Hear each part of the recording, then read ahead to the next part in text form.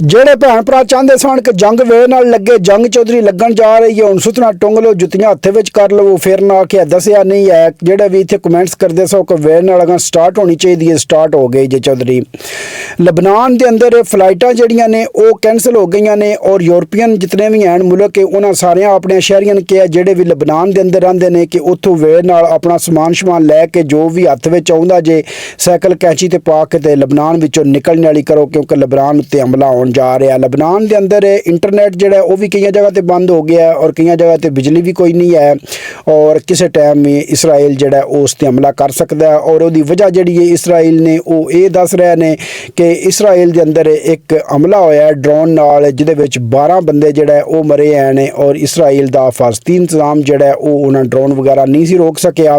ਤੇ ਉਹ ਹੁਣ ਨਤਨਯਾਹੂ ਨੇ ਕਿਹਾ ਕਿ ਅਸੀਂ ਲਬਨਾਨ ਉੱਤੇ ਹਮਲਾ ਕਰਨ ਜਾ ਰਹੇ ਹਾਂ। ਛੋਟੀ ਮੋਟੀ ਸਟ੍ਰਾਈਕ ਜਿਹੜੀ ਉਹਨਾਂ ਰਾਤ ਨੇ ਕੀਤੀ ਹੈ ਲੇਕਿਨ ਵੱਡਾ ਹਮਲਾ ਜਿਹੜਾ ਉਹ ਹੁਣ ਸਟਾਰਟ ਹੋਣ ਜਾ ਰਿਹਾ ਹੈ। ਉਹ ਕਹਿ ਰਹੇ ਨੇ ਕਿ ਅਗਲੇ ਕਿਸੇ ਟਾਈਮ ਵੀ ਮਤਲਬ ਅਸੀਂ ਹਮਲਾ ਕਰ ਸਕਨੇ ਹਾਂ। ਤੈਯਬ ਉਰਦਗਾਨ ਜਿਹੜਾ ਤੁਰਕੀ ਵਾਲਾ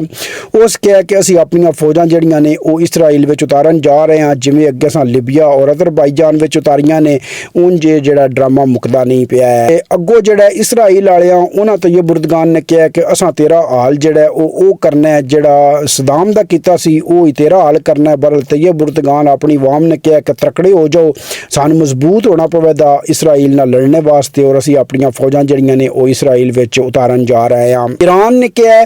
ਕਿ ਅੱਗੇ ਜੋ ਵੀ ਸੀ ਲੇਕਿਨ ਹੁਣ ਅਗਰ ਲਬਨਾਨ ਉੱਤੇ ਹਮਲਾ ਕਰਦਾ ਹੈ ਇਸਰਾਈਲ ਤੇ ਅਸੀਂ ਜਿਹੜਾ ਉਹ ਇੱਕ ਮੁਲਕ ਦੇ ਤੌਰ ਤੇ ਲੜਾਂਗੇ। ਮਤਲਬ ਇਸ ਤਰ੍ਹਾਂ ਨਹੀਂ ਹੋਣ ਲਗਾਇਆ ਕਿ ਜਿਵੇਂ ਅੱਗੇ ਗਰੁੱਪਾਂ ਨੂੰ ਸਪੋਰਟ ਕਰ ਰਹੇ ਸਨ, ਉਹਨਾਂ ਕਿਹਾ ਕਿ ਅਸੀਂ ਭਾਈ ਖੁਲਾ ਕੇ ਇੱਕ ਮੁਲਕ ਦੇ ਤੌਰ ਤੇ ਸਿੱਧੀ ਜੰਗ ਜਿਹੜੀ ਹੈ ਉਹ ਇਸਰਾਈਲ ਨਾਲ ਲੜਾਂਗੇ। ਮਿਸਰ ਵਾਲਿਆਂ ਕਿਹਾ ਕਿ ਅਗਰ ਹਮਲਾ ਹੁੰਦਾ ਹੈ ਲਬਨਾਨ ਉੱਤੇ ਤੇ ਅਸੀਂ ਜਿਹੜਾ ਉਹ ਵੀ ਲੜਾਂਗੇ। ਮਤਲਬ ਅਸੀਂ ਲਬਨਾਨ ਨਾਲ ਖੜੇ ਹੋ ਕੇ ਅੱਗੇ ਤਾਂ ਪਤਾ ਕੁਝ ਨਾ ਕੁਝ ਇਸਰਾਈਲ ਦਾ ਸਾਥ ਦੇ ਰਹੇ ਸਨ ਲੇਕਿਨ ਹੁਣ ਨਾ ਕਿਹਾ ਕਿ ਅਸੀਂ ਲਬਨਾਨ ਦਾ ਸਾਥ ਦੇਵਾਂਗੇ ਔਰ ਇਸਰਾਈਲ ਦੇ ਖਿਲਾਫ ਅਸੀਂ ਇਸ ਜੰਗ ਵਿੱਚ ਪੂਰਾ ਹਿੱਸਾ ਲਵਾਂਗੇ। ਬਾਕੀ ਜਿਹੜਾ ਵਲਾਦੀਮੀਰ ਪੁਟਿਨ ਨੇ ਚੌਧਰੀ ਆਪਣੀ ਨੇਵੀ ਨਾਲ ਖਿਤਾਬ ਕਰਦਾ ਸੀ ਪਿਆ ਤੇ ਉਹਦੇ ਵਿੱਚ ਉਸ ਕਿਹਾ ਕਿ ਆਪਣੇ ਮਜ਼ੀਦ ਅੱਗੋਂ ਜਿਹੜਾ ਨਹੀਂ ਰਾਕਟ ਵਗੈਰਾ ਐਟਮੀ ਰਾਕਟ ਜਿਹੜੇ ਨੇ ਉਹ ਆਪਣੇ ਨਵੇਂ ਬਣਾ ਰਿਹਾ ਜੇ ਸਿਰਫ ਇਸ ਵਾਸਤੇ ਕਿ ਜਰਮਨੀ ਤੇ ਹਮਲਾ ਕੀਤਾ ਜਾਵੇ ਔਰ ਜਰਮਨੀ ਨੇ ਭਰਪੂਰ ਧਮਕੀਆਂ ਬਾਰ-ਬਾਰ ਲਾ ਲਿਆ ਕਿ ਮੈਂ ਤੁਹਾਡੇ ਉੱਤੇ ਐਟਮੀ ਹਮਲਾ ਜਿਹੜਾ ਉਹ ਕਰ ਦੇਣਾ ਔਰ ਉਹਦੇ ਵਾਸਤੇ ਰਾਕਟਾਂ ਦਾ ਵੀ ਆਰਡਰ ਦੇ ਦਿੱਤਾ ਕਿ ਤਿਆਰ ਕੀਤਾ ਜਾਣ ਸਪੈਸ਼ਲ ਜਰਮਨੀ ਵਾਸਤੇ। ਇਹ ਚੌਧਰੀ ਜੀ ਸਿਚੁਏਸ਼ਨ ਬਣੀ ਜੇ ਠੀਕ ਹੈ ਤੇ ਕੰਮ ਜਿਹੜਾ ਇਹ ਹੈ ਜੇ ਖਰਾਬ ਹੀ ਕਿਸੇ ਟਾਈਮ ਵੀ ਹਮਲਾ ਉੱਥੇ ਲਬਨਾਨ ਵਿੱਚ ਵੱਧ ਗਿਆ ਤਾਂ ਸਮਝੋ ਕਿ ਕਈ ਮੁਲਕ ਜਿਹੜੇ ਨੇ ਇਨਵੋਲਵ ਹੋ ਜਾਣੇ ਨੇ ਔਰ ਉਹਦੀ ਅੱਗੇ ਜਿਹੜਾ ਨਹੀਂ ਕੰਮ ਖਰਾਬ ਹੀ ਜੇ ਸਾਰਾ। ਤੁਹਾਨੂੰ ਪਤਾ ਹੈ ਕਿ ਰੂਸ